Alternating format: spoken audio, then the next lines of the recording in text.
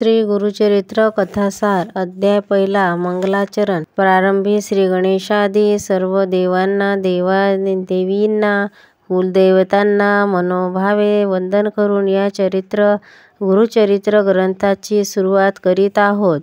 सर्वांनी सदाचाराने वागावे. सत आचरण विचार उच्चार प्रसार व्हावा म्हणून सिद्ध मुनींना गुरुचरित्र हा ग्रंथ लिहिला. हा ग्रंथ दत्त उपासकांना अत्यंत प्रिय असा आहे. श्री दत्तात्रेयाचे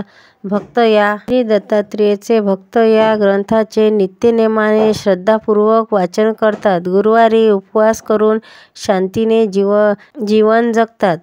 पूर्वी श्री नरसिंह सरस्वती गंगापूर येथे वास्तव्य करत होते. त्यांच्या कीर्ती सुगंध सर्वत्र पसरला होता. अनेक लोक त्यांच्या दर्शनाला येत होते. भक्तांचे प्रश्न समजून घेऊन ते योग्य मार्गदर्शन करत होते. त्यांच्या कृपेने अनेकांच्या संसारातील दुःख कमी झाले. ते दत्ताचे अवतार मानले जातात. हे तीर्थयात्रा करत असत. पंढरपूरलाही जात असत. त्यांची उपासना करणाऱ्या भक्तांना उत्तम फळ प्राप्त होत असे.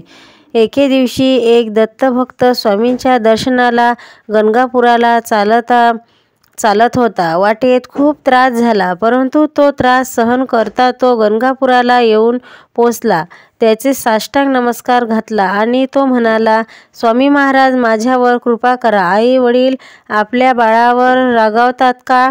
तेव्हा तुम्ही माझ्यावर रागवू नका. मी एक सर्वसाधारण भक्त आहे. तुम्हाला देणार तरी काय? माझ्या हृदयातील भावभक्ती तुमच्या चरणी अर्पण करत आहे. नद्या, तळी, विहिरी पाण्याने भरलेल्या असूनही आकाशातून पडणाऱ्या पावसाच्या रूपाने त्या पुनर्भरून जातात. माझे काही अपराध असेल तर क्षमा करा आणि माझ्यावर कृपेचा वर्षाव करा. वासराकडे गाय जशी जाते तसे तुम्ही माझ्याकडे धावत यावे, हीच मी तुम्हाला प्रार्थना करीत आहे. अध्याय दुसरा. सद्गुरु भक्ती. ब्रह्मदेवाने सृष्टीची रचना केली. 4 युगे निर्माण केली. आतापर्यंत कृततता असावत. द्वापार युग होऊन गेला. सध्या कलियुग सुरू आहे. ब्रह्मदेवाने कृतयुगाला सांगितले, तुझ्या काळामध्ये सर्व लोक सदाचाराने वागतील. खोटेपणा स्थान नसेल. ब्राह्मण वेद विद्येत निश्चयास होतील. सर्वजण आपापली कर्तव्य कर्म निष्काम भावनेने करतील. त्रेतायुगामध्ये लोक यज्ञयाग करत होते. शास्त्रसिद्ध धर्माप्रमाणे आचरण करत होते. त्यानंतर द्वापारयुगात सुरुवात झाली. या काळातील अनेक युद्धप्रिय लोक ते शस्त्र चालवीत युद्ध करत. काही लोक क्रोधी होते तर काही कोमल अंतकरणाचे होते. यानंतर कलियुग सुरू झाले. या युगाचे अधिकारी ब्रह्मदेवाला म्हणाले, मी तर अविचारी आहे. अशा वृत्तीच्या लोकांशी माझी मैत्री जमते. विद्वान लोकांशी माझी मैत्री जमत नाही. त्यावेळी ब्रह्मदेवाने त्या महापुरुषांना सांगितले, जे लोक देव व ब्राह्मण यांची पूजा करतील, सत्य आचरण करतील, दानधर्म करतील, त्यांना तू कोणत्याही प्रकारचा त्रास देऊ नको. जे लोक धर्मग्रंथ वाचतील, कथा पुराणाचे श्रद्धेने श्रवण करतील, तीर्थयात्रा करतील, त्या सर्वोच्चांवर दया करावी. प्राचीन काळी गोदावरी नदीच्या तीरी अंगिरस ऋषींचा आश्रम होता. अवतीभोवती रम्य निसर्ग पसरला होता. या आश्रमात वेदधर्म नावाचे एक श्रेष्ठ ऋषी वास्तव्य करत होते. त्यांच्या वेदांताचा खूप अभ्यास होता. ते मनोभावे देवपूजन करीत. त्यांच्याकडे लांबून अनेक शिष्य वेदविद्या शिकून घेण्यास येत असत. त्यामुळे दीपक नावाचा एक सदाचारी शिष्य होता. त्याच्या गुरुवर अपार श्रद्धा होती. एके दिवशी आपल्या सर्व शिष्यांना वेदधर्म ऋषींनी जवळ बोलावले आणि सांगितले, मुलांनो, मला जे ज्ञान प्राप्त झाले ते मी तुम्हाला शिकविले. माझ्याबरोबर तुमचे तीर्थयात्रेचे पूर्ण झाले. माझ्या अंतःकरणाला अजून पूर्ण शांती लाभली नाही. माझ्या अंतरंगातील पाप पूर्णपणे नाहीसे होण्यासाठी मी अशी क्षेत्री जाऊन साधना करत आहे. त्यावेळी मला मदत करण्यासाठी कोणाची तरी आवश्यकता आहे, तरी माझ्याबरोबर तुमच्यापैकी कोण येणार ते सांगा. त्यावेळी सर्व शिष्यवर्ग येण्याची संमती दर्शविली. वेदधर्म ऋषी म्हणाले, मी जेथे गेलो की मला मोठा रोग होणार, माझी सेवा करणाऱ्याला अपार कष्ट होणार, तरी आपण विचार करून होकार द्या. ऋषींचे हे विचार ऐकून कोणी काहीच बोलले नाही. सारे वातावरण शांत झाले. त्यावेळी दीपक नावाचा एक शिष्य उठला व म्हणाला, मी आपल्याबरोबर येणार तयार आहे, माझी कष्टाची तयारी आहे. ऋषींना आनंद झाला. ते दीपकसह काशीला आले. कमळेश्वर या शंकराच्या मंदिरात ते राहू लागले. ऋषींना थोडेच दिवसात मोठा रोग झाला व दीपक गुरूंची मनोभावे सेवा करू लागला. शांततेने शुद्ध अंतःकरणाने सेवाकार्य सुरू होते. एके दिवशी शंकर प्रगट झाला आणि हवा तो वर माग म्हणाले. दीपकने मी शंकराचे नमस्कार केला आणि तो म्हणाला, मी स्वतःहून काही मागणार नाही. गुरुच्या आज्ञेशिवाय मी काहीही कार्य करत नाही. दीपक आपल्या गुरुची सेवा करीत होता. एके दिवशी विष्णू प्रगट झाले आणि तुला हवं ते वर माग असं म्हणाले. दीपक म्हणाला, निस्वार्थ भावनेने केलेल्या सेवेतील आनंद हा सर्वश्रेष्ठ आहे. माझ्या हातातून सद्गुरूची अखंड सेवा घडावी असा मला आशीर्वाद द्यावा. दीपकने घडलेले सर्व प्रकार आपल्या गुरूंना सांगितला.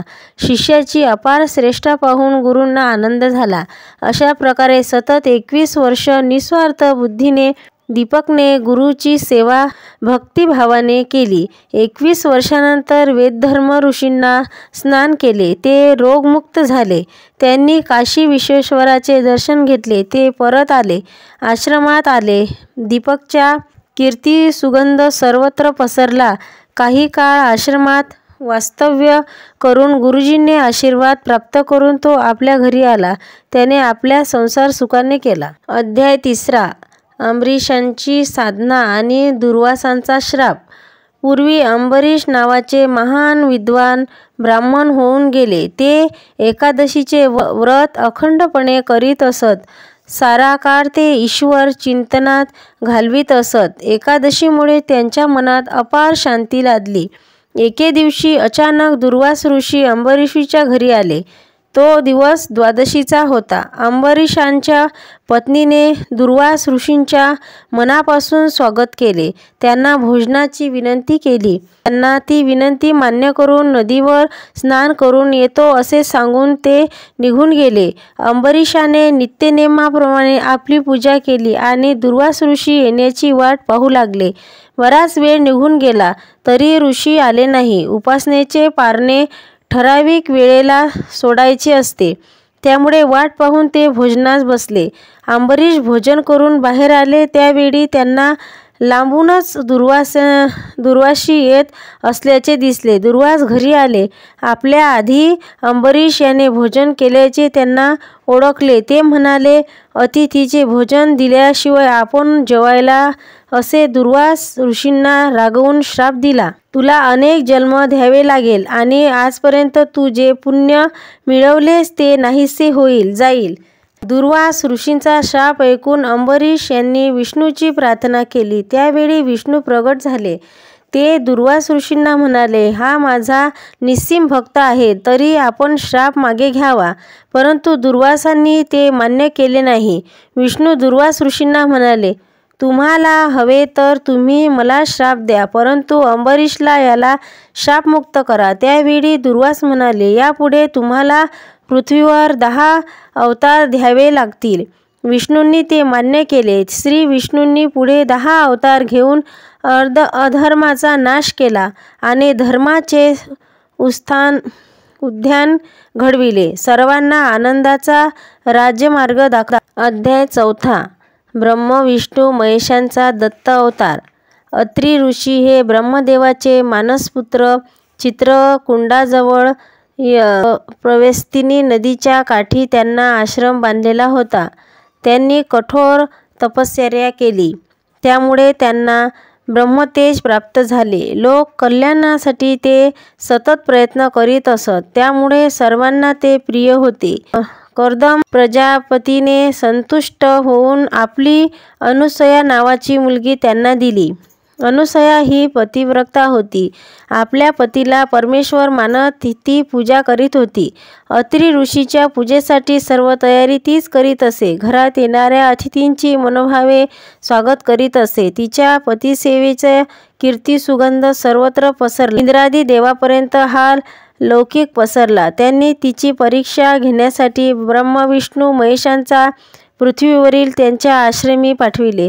तिघे देव स्वर्गाहून निघाले आणि अत्रि ऋषीच्या आश्रमी आले. अत्रि ऋषी नदीवर स्नानासाठी गेले होते. अनुसयाचे तिन्ही अतिथींचे स्वागत केले. त्यांना बसावयास आसने दिली. तिघांनी अनुसयेला सांगितले, आम्हास खूप भूक लागली आहे. ताबडतोब भोजन द्या. पण आमची एक इच्छा आहे. ती जर पूर्ण झाली तरच आम्ही भोजन करणार. अनुसयेने त्यांना हात जोडले आणि कोणची इच्छा आहे म्हणून विचारले. त्यावेळी ते म्हणाले, विवस्त्र स्थितीत भोजन वाढावे. हे उद्गार ऐकून अनुसया प्रारंभी घाबरली. तिनं पतीची प्रार्थना केली, देवाला नमस्कार केला आणि तीही देवांना भोजनासाठी पानावर बसविण्याची विनंती केली. तिन्ही देव पानावर बसले आणि अनुसया वाढावयास आली. त्यावेळी एक चमत्कार घडला. तिन्ही देव बालक बनले. अनुसया हे दृश्य पाहून गोंधळून गेली. एवढ्यात अत्रि ऋषी स्नान करून आश्रमात आले. त्यांनी हा चमत्कार आणला. त्यांनी बालकांना नमस्कार केला. पत्नीलाही नमस्कार करण्यास सांगितले. देवांनी सांगितले, इंद्राने आम्हाला अनुसयेची व्रतेची परीक्षा घेण्यासाठी पाठवले होते. तिने पतिप्रेम पाहून थक्क झालो. इंद्राला ही सर्व माहिती सांगितली. अत्रि ऋषी म्हणाले, या बालकाने काय करायचे? देव म्हणाले, ही बालके तेथेच राहतील. मोठेपणी एकरूप होऊन दत्त अवतार सर्वांना दिसू शकेल. सर्व भाविक या त्रिमूर्तीची भक्ती करतील. एवढे बोलून देव निघून गेले. ब्रह्मा विष्णू महेश या त्रिमूर्ती म्हणजे दत्तात्रेय होय. भाविक लोक गुरुवारच्या दिवशी करून दत्ताची आराधना करतात. अनेक गावात दत्त मंदिरे उभारली गेली आहेत. मार्गशीर्ष शुद्ध पौर्णिमेला दत्त जयंतीचा उत्साह मोठ्या प्रमाणात साजरा केला जातो. हजारो भक्तांना श्री दत्तात्रेयाची कृपा लाभली आहे.